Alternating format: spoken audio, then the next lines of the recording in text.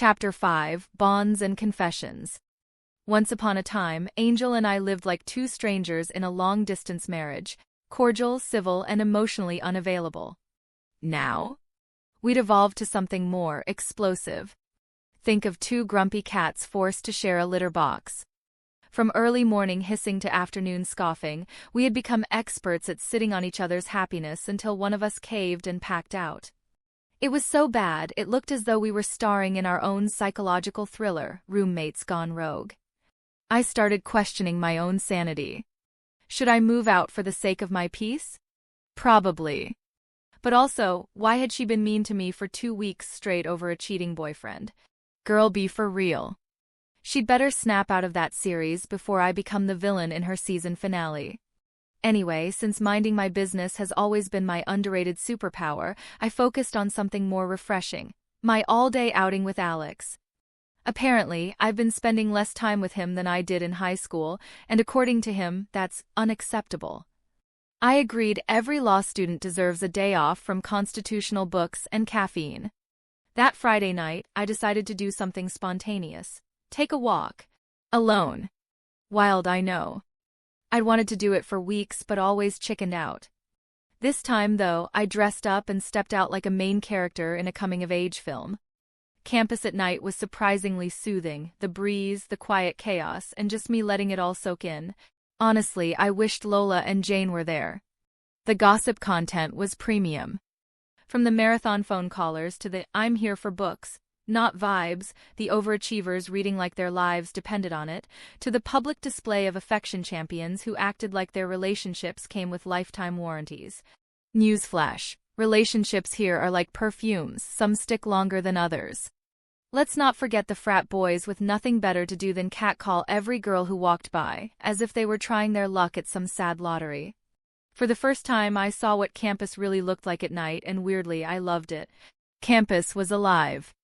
Eventually, I found myself in a green space that looked like an open garden with a decorated bench seat called the lover's bench. It was cute. A bit cliché, but cute. I sat there minding my business until a guy came and sat next to me. He greeted me gently, and I smiled back, thinking, "Okay, stranger, please don't be weird." We sat in companionable silence until a bunch of those overgrown toddlers, clearly people who were dropped one too many times as children, started goofing around with a dodgeball. Yes, a dodgeball. At night. In a garden, who plays dodgeball in the dark? And boom, next thing I know, one of them launched the ball straight at my face. The audacity. I sat there, stunned. My pride in shambles. Did they apologize?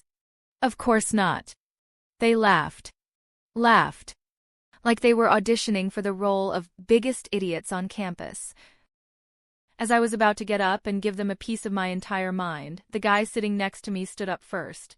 Like a knight in casual t-shirt armor, he deflated their dodgeball and called them out for being classless buffoons.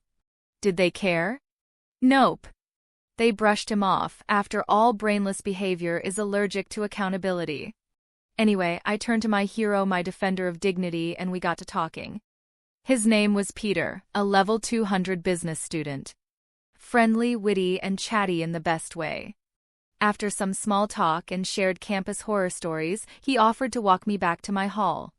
And just like that, we went from strangers to acquaintances by chance. The next morning, I woke up early and feeling suspiciously optimistic. It was finally Saturday, the big all-day outing with Alex. I knew I needed a killer outfit, so naturally, I called Jane and Lola for light outfit advice. Big mistake. They went full glam squad, teasing me endlessly. "Girl, that's a date. Stop lying to yourself." Jane scoffed. "Nope. Not a date," I insisted, holding firm like a prosecutor in court. "Just two friends escaping academic prison." But they wouldn't hear it. "Ma'am," Lola said with a knowing smirk. "And I suppose next you'll say you're wearing makeup for the sun." No amount of denial could shut them up. So I let them play stylist, and to be fair, your girl was serving. Curls popping. Outfit popping. Confidence. Sky high. Hair slayed.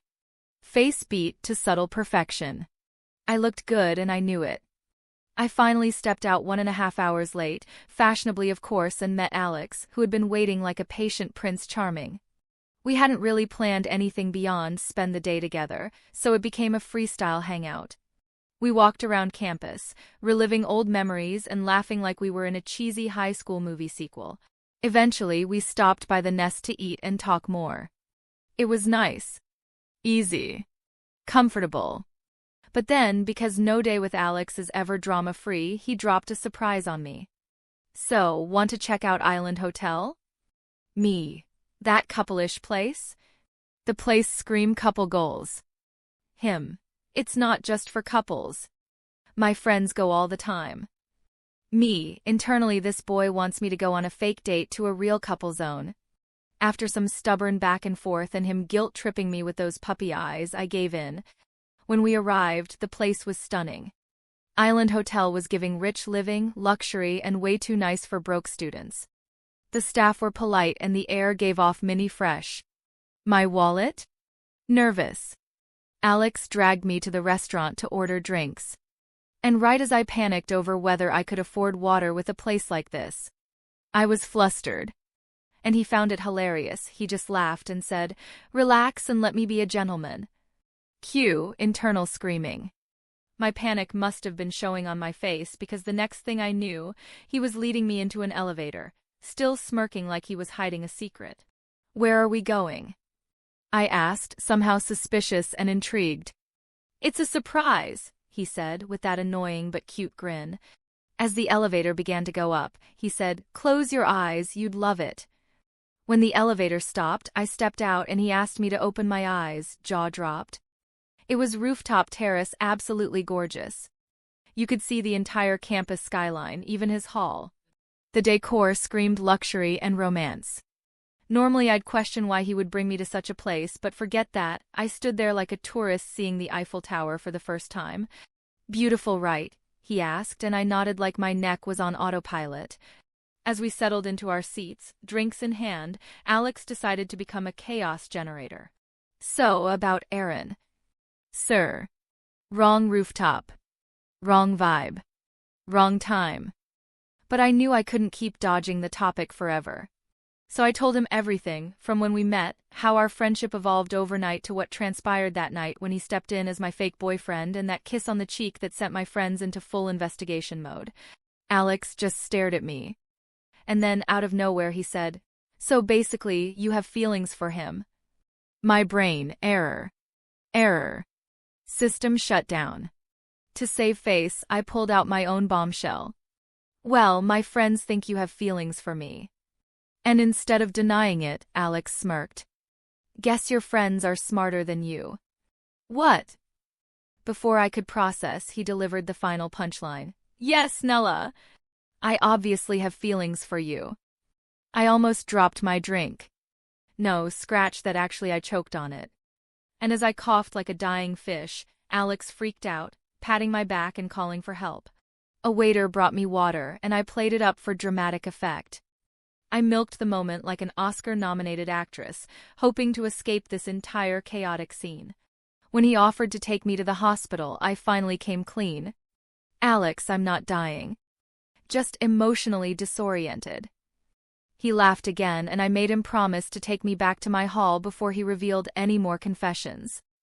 Thankfully, he took me back to my room, and right as I hugged him goodbye, he held me back, looked deep into my eyes, and asked, "You won't ignore my texts or calls, right?" "Sir. Please. Let me disappear." I gave him a reassuring cheek pull and he left. Monday arrived like a thief in the night with no mercy. I woke up to sniffles. At first, I thought I was dreaming. Nope. Angel was sobbing, and suddenly, I forgot all her dramatic side eyes and her mistreatment the past few weeks. Pain is pain, and I knew that too well. Without hesitation, I pulled her into a hug, and instead of resisting, she melted into me like butter on hot pan. She cried harder, and I just held her tighter. A few minutes later, Lola and Jane came knocking with their usual spill-the-tea energy, clearly ready for gist on the Alex date that wasn't supposed to be a date but definitely was a date. But one peek inside the room told them, wrong time, wrong day, and they slipped out like trained spies. I stayed with Angel quietly. No pressure, no questions, just vibes and tissue. Eventually, she looked at me and smiled through the tears. You don't have to talk now, okay? Just breathe.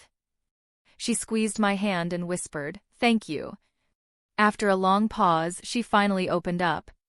Mufasa, the cheating boyfriend aka Clifford, the lying, cheating, low-budget, deceitful villain of a boyfriend, had been caught red-handed.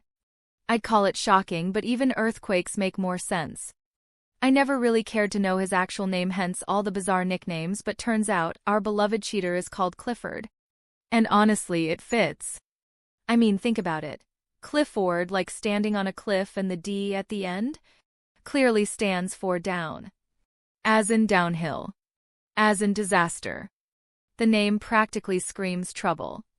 Angel, in all her innocence, had fallen hard for the first guy who called her pretty on campus, and now her castle in the sky had collapsed. I felt bad for giving up on her before, but even soldiers retreat sometimes. Anyway, I made her hot pepper soup, light on mercy, heavy on pepper to reset her soul. And after sipping, she fell asleep peacefully. A few hours later, I met up with Lola and Jane at my new favorite campus spot, the open garden I discovered during my solo stroll. They were already giggling like they'd rehearsed a full comedy set without me. Once I gave them the full Alex rundown. Rooftop drama, confessions, dramatically choking on my drink, they were wide-eyed with excitement. Ah. Oh. And you choked? Yes. I nearly died. Girl, that's iconic.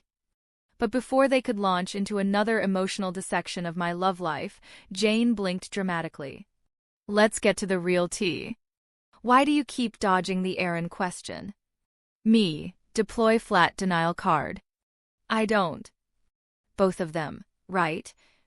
And just like that, they turned the conversation into a courtroom debate, each defending their chosen love interest like top-tier lawyers. Lola backed Aaron.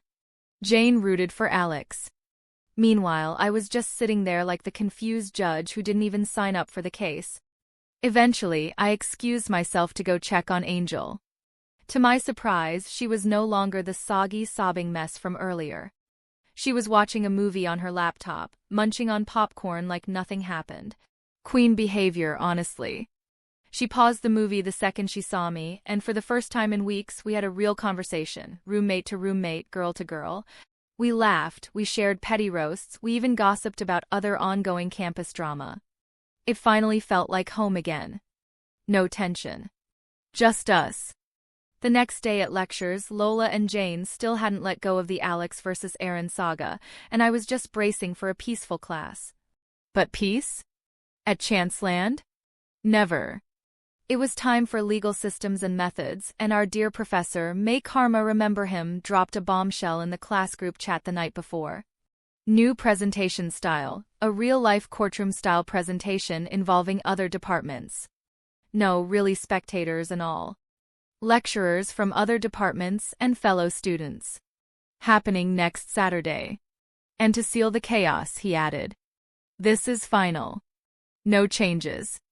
Prepare well and pass successfully, or don't and fail drastically. Then he left the group. Just left. Like a villain dropping a bomb and disappearing into the night. Smart move.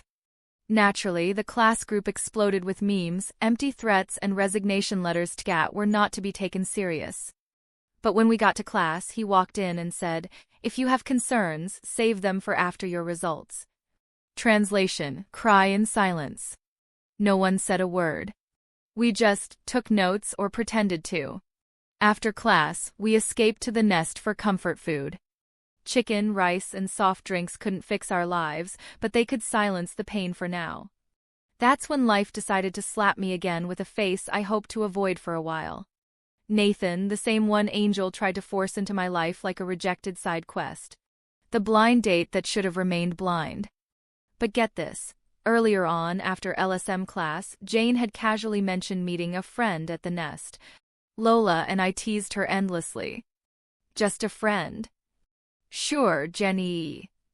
Turns out, her mysterious friend was Nathan. Of all the people. Of all the timing. Of all the restaurants on campus. Why this one? Why now? The moment I saw them talking, I froze. Is the universe on shuffle? 'Cause my life felt like a bad commercial mixed with awkward pauses and a sprinkle of cartoon sound effects. No one warned me Chanceland University came with a free subscription to Chaos. Seriously, the way this school is set up, I'm convinced the drama is in the curriculum. Later that night, as I lay in bed, the weight of everything came crashing in: the rooftop confessions, Angel's heartbreak, Nathan's reappearance, and the looming courtroom-style presentation from hell. My brain? Fried. Heart? Complicated. GPA? Potentially in danger. But for once, I wasn't spiraling.